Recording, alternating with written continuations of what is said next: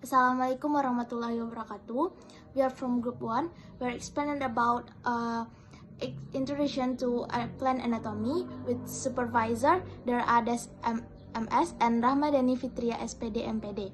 So our group has 3 members. First is Adi Yulia, second is me, Aisyah Meti, and Ance Delprina Sinaga.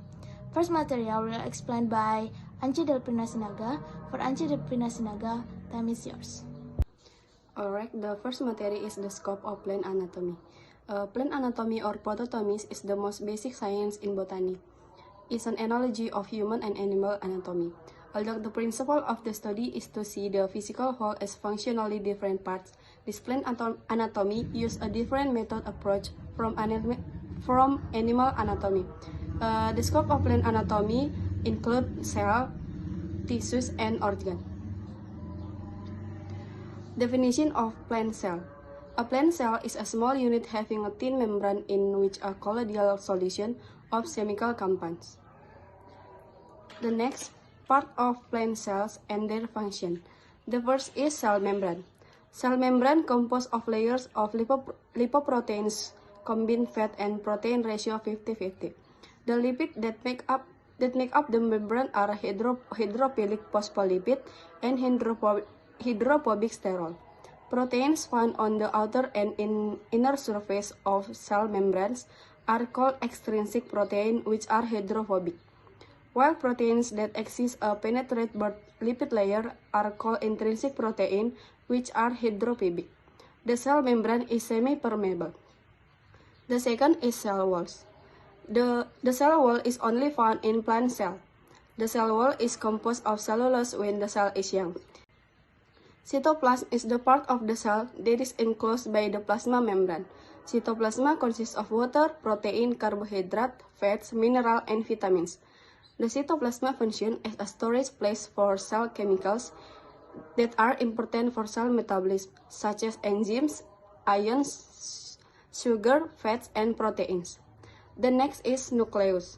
The nucleus is the largest cell organelle that contains genetic information in the form of DNA and is round to oval in shape depending on the type of cell.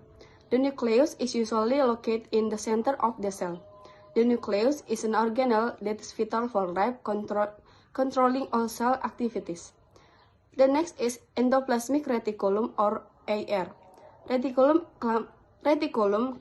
comes from the word reticular, which means woven thread or net, because it is concentrated in the cytoplasma or endoplasm. It is called the endoplasmic reticulum or RA. This organelle functions as a channel in the cytoplasm that connects the nucleus to the plasma membrane. The next is ribosome. Ribosomes are small organelles in cell with a diameter of 20 nm. Ribosomes are either free in the cytoplasm or attached to the air membrane when protein synthesis is taking place. The next is microbody. The organelle is the size of a lysosome and has two types, namely peroxisomes and glycosysomes. Peroxisomes are always in contact with other organelles and contain many enzymes catalase and oxidase. Glycosysomes are found in plant cells, especially in fat-containing tissues such as fatty grains. Glycosysomes produce the enzyme catalase and oxidase. Its function is to oxidize fatty acids into sugars that are useful for plant growth. The next is plastid. Plastids are organelles found only in the plant cell. These organelles contain pigments or corollants. Plastids that contain chlorophyll pigments are called chloroplasts, which function as the main organelle for the photosynthesis process. The next is mitochondria. Mitochondria are cell organelles with various shapes, namely oval, round, cylindrical, like a club, and some are irregular. The structure is very complex. This organelle is where aerobic respiration takes place in cells. The next is chloroplasts. Chloroplasts are cell parts that are only present in plants. Chloroplast is a collective term for the organelles that are useful for carrying pigment. The cell structure is oval in shape and contains the green chlorophyll pigment. The cell structure is oval in shape and contains the green chlorophyll pigment. Chlorophyll is useful for making plants to be able to photosynthesis. The next is vacuola. The vacuola is a cavity that forms inside the cell and is bounded by a membrane called tonoplast. In plants, the vacuolas are large as in parenchyma and collechyma cells. Generally, contains alkaloid, anthocyanin pigments, a place for storing metabolic waste, or a place for storing food substance. The next material is about plant tissue. Tissue is a group of cells that have the same structure and function and are bound by intercellular materials to form a single unit. A. Embryonic tissue or meristem plants. Meristem cells have the following properties: consist of young cells in the phase of division and growth. Usually, no intercellular space are found between the meristem cells. The cell may be round, oval, or polygonal within cell walls. Its cell contains a lot of cytoplasm and contains one or more cell nuclei.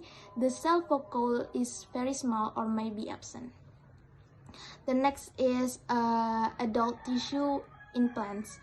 The properties of mature tissue in plants are as follows. There is no dividing activity, has a fairly large size compared to meristem cells, has a large vacuole so that the cell plasm is small and is a membrane attached to the cell wall. Sometimes the cell have died. The cell has undergone wall thickening. According to its function between the cells are found intercellular spaces. C is protective tissue in plants or epidermis. Epidermal tissue is a plant tissue which is the outermost layer of cell on the surface of primary plant organs such as the roots, stems, leaves, flowers, fruits, and seeds. Serves to protect the inside of the plant from all outside influence that will harm its growth, so that the epidermal tissue is often called the protective tissue. The epidermis in plants usually consists of a single layer of tightly packaged cells without any intercellular space. D is ground tissue or plant parenchyma. Parenchyma tissue is a plant tissue formed from a collection of living cells. Parenchyma tissue has a variety of structures and physiology. Parenchyma tissue still perform all physiological process activities. This is different from other plant tissue, especially mature or old tissues. Parenchyma tissue is also called plant ground tissue because it's found in almost every part of the plant. Okay, the next material about plant organ. Number 1, root. Root are plant parts that have a function as a plant foundation so that they can grow strong, absorb water and nutrients, and store food reservoirs. The root system is divided into two, namely the fibrous root system found in monocot plants and the taproot system found in dicotyledonous plants. And number 2, trunk. The stem is the part of the plant that functions as a plant enforcer and a crossing of water and nutrients from the roots to the leaf, as well as the passage of photosynthetic food from the leaf to the rest of the plant body. And 3, leaves. Leaves are the place where photosynthesis takes place. In general, the leaves are green, flat, and white. Number 4, flowers. Flowers are plant organs that are formed from buds. Flowers have male reproductive organs in the form of stamen and female reproductive organ in the form of pistil. And the last, fruit. Fruit is the result of change that occur in flowers due to the reproduction process. The benefit of the fruit is to protect the future of new plants because in the fruit there are seeds, which are the ovules of new plants. The next is history of the discovery of cells. Robert Hooke, the discoverer of cells, make observation on a cork incision using a microscope magnifying glass. From this observation, Hooke saw that there was a small room that made up the cork. Then he named the small room cells. Meanwhile, in 1831, Robert Brown revealed that the cell is a small room body bounded by a membrane, wherein it there is also a liquid called protoplasm. The fluid consists of cell plasma, or also commonly called the cytoplasm, and the cell nucleus or nucleus. Then Then in the cell nucleus, there is a nuclear plasma called nucleoplasma. In few years later, in 1839, a German psychologist that named Theodor Schwann stated that all organisms are composed of cells. Then the related question arises, where do these cells come from? Then a German physicist named Rudolf Virchow revealed that their cell came from cells that previously existed. The theory of cells come from cells was later strengthened by various studies by a French microbiologist named Louis Pasteur, where he did it from 1859 to 1861. The next material is about plant cell. A. Cell shape and size. Cell size range from 0.2 to 200 mm. The size of the cell shape is microscopic and only can be seen with a microscope. The size is 10 till 100 micro, and the cells are multiplying. The diameter range from 20 till 30 micro. Most plant cells are 0.001 and 0.1 in size micron, so it is classified as a colloid, shaped like spindles, discs, etc. B. Division in plant cells. Cell division occurs in every process of cell reproduction in living things. Cell will divide into two or more. Mitosis. This type of division is the process of cell division that produces two daughter cells, each of which has the same characteristic and number of chromosomes as the parent cells. Its characteristics are different from other division, which occur in somatic and cells divides once.